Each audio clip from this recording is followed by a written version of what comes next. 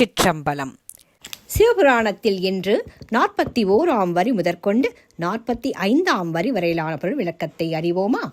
ஆக்கம் அளவு இறுதி இல்லாய், அனைத்துலகும் ஆக்குவாய், காப்பாய், அழிப்பாய், அருள் தருவாய், போக்குவாய், என்னை புகுவிப்பாய், நின் தொழும்பில் நாற்றத்தின் நேரியாய் சேயாய் நனியானே, மாற்றம் மனம் கழிய நின்ற மறையோனே.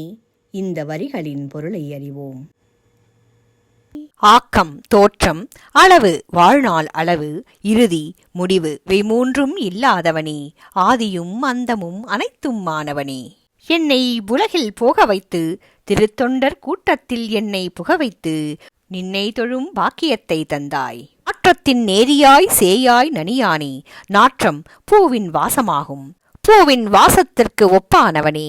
அவனை எண்ணாதவர்களுக்கு சேயாய் தொலைவாகவும், அவனையே எண்ணிக்கொண்டிருப்பவர்களுக்கு நனி என்றால் அருகில் இருப்பவனாகவும், மாறுகின்ற மனத்தின் இயல்பை நீக்கி அங்கே மறைபொருளாய் மறைந்திருக்கும் பரம்பொருள் நீயே அப்பா என்கிறார் மணிவாசகப் பெருமான். மீண்டும் சந்திப்போம்.